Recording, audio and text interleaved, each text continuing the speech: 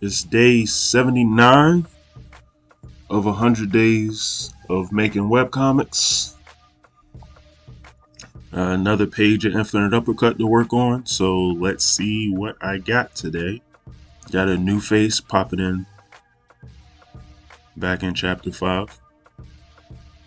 Almost forgot Alexis was in this room until I looked back at the script. And this happens just because it's the middle of a battle, so the people that are not important are off to the side. You don't need to pay any attention to them. So let's see, blocking in flats. God, I love that pose. Anyways, I'm sorry. That the flats in. Gotta use page 52, I think. Oh no, page 56 as a reference. That page 52 is from chapter 4. We'll get to that towards the end of this. But so I'm pulling certain colors out for like the background and using that for the floor there. The rest of the picture I think I just use gradients. Yeah. And now I'm shading the bottom panel of Jupiter, sort of yelling. I don't know why I did these panels so out of order. Like I really don't have a reason. There was no thought behind why I chose to work on the bottom panel before anything else. I just did it. In doing this challenge, I'm starting to notice that happens quite often. Either I work on the easiest panels first, or it's just completely random and I'll just choose something to do. So let's see here. There's more blocking in on Jupiter. Nothing too crazy. Shading the visor. Then move up to Alexis. Once again, it bothers me when I use that shade of brown to start doing shadows on Alexis's hair. It just seems way too dark to me until I shade the rest of her face. Then it's like, okay, this does make sense, and it separates just the amount of brown. Excuse me. It hides the amount of brown in just the coloring of her as a character. Like the pink sort of stands out in her outfit, the pink and silver, just because she's such a completely brown character almost. I'm trying to think, there is a female character in some genre of something. I don't know if it's a comic book or an anime or something.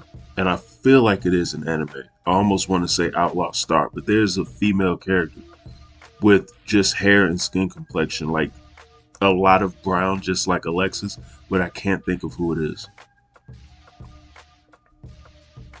I don't know why I want to say Outlaw Star, but everything is just escaping my mind at the moment. But anyways, that was off topic. But that dark brown breaking up the shadows of the hair helps her out a lot, or helps me out looking at the character a lot. So shading her.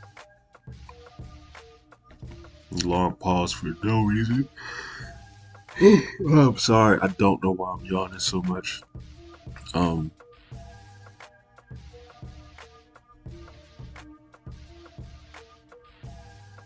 Anyways, let's just shade in the eyes. Once again, that's a trait that I only use for Alexis now. Stop doing that for every single character unless there's a serious moment that I need to tap into. Then I'll shade their eyes if they're supposed to have like a certain stare on their face or something. Or stare in their eyes, stare on their face. But for Alexis, I just do her eyes like that all the time. It just works for her.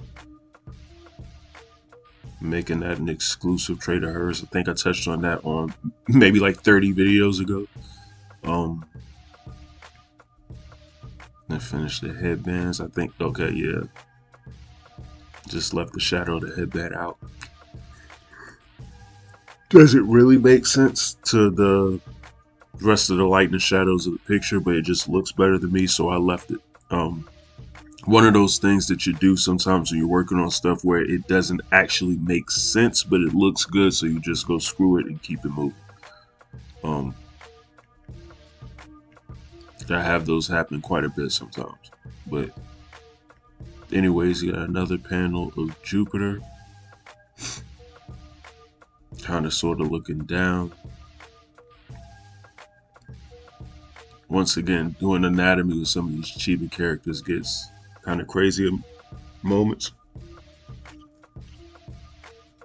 And then there are slight times where you lose that sort of big head, small body type of look, almost like the panel to the right.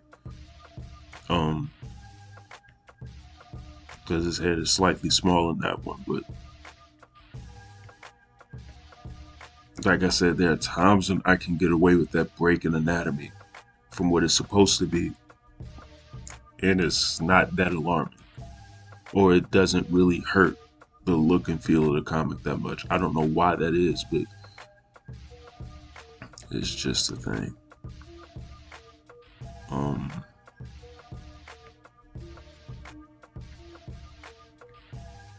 Alright, so shading this last panel of Jupiter.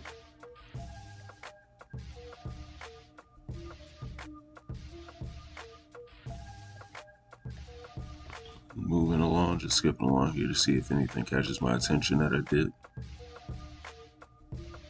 Don't see anything at the moment. Okay, doing the back wood panels. Yeah, I didn't do this for that panel. No, I'm using the word panel a lot. The backwood panels on this second comic book panel, I didn't do the palettes back there just because he's in the way, the text is going to be in the way. It's unnecessary detail that no one's really going to pick up on. So I left it alone. You can't really see it. There was really kind of no reason for me to do it on the panel beforehand. I just felt like there was less going on there, so I needed something. But the one to the right is like the stuff on the floor, Jupiter's outfit that you're supposed to be paying attention to, the text that I need to add in. It's going to be taking up extra space. There's just a lot going on, so I left that alone there. Now, what I got going on over here, let me pause so you can see what's going on. This page over here to the left,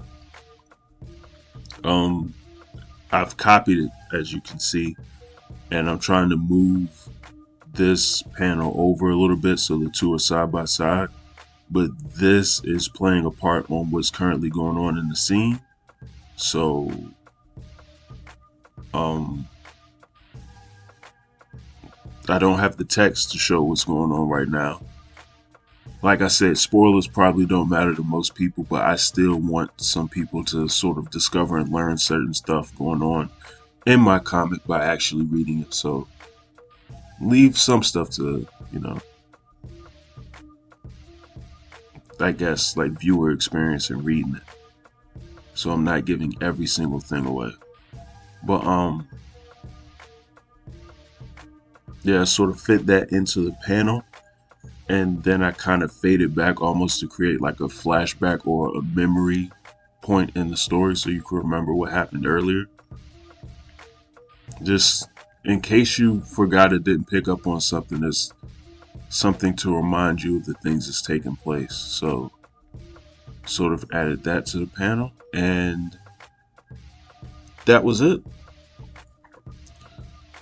Not too complicated, nothing crazy there. Though I will say this, can I go back a second? On that topic earlier when I was talking about Alexis's hair, this is a great example.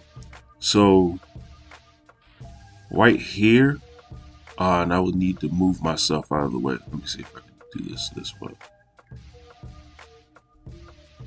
If you start to see me in OBS in this video right now, I apologize, because it's gonna look crazy.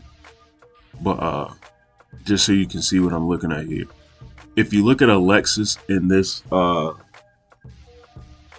panel here on the current page that I'm working on, and seeing how the really dark brown shadow that I'm using, or the color that I'm using for the shadow, helps the hair pop out. The reason why I started doing this in the first place, and like I said, when I paint it, it looks too dark, like it's striking to me, and it's like, okay, that's too much. but now I see why it is too much. When I look over here to older pages in previous chapters of Alexis, this light shadow is too light. Like, you can, everything just looks, to me personally, it just looks washed out. The colors are too close. So here you can truly make out the difference between the changing colors from hair and skin and lips and eyes and whatnot. Like, everything is sort of, you're getting a little more contrast here than opposed to right here where all the colors are so close together. So just a sidebar, but I just happened to catch that at the end of the page. But that was why I do what I do with Alexis. But in any event, that's all there is for today. Like I said, this is day 79. Let me know what you guys think in the comments below. Also, make sure to like the video and subscribe to my channel if you haven't, for just other art stuff that I have going on outside of this challenge. All my hundreds and hundreds of speed paintings and other videos. But in any event, you all have a good one, and I'm out.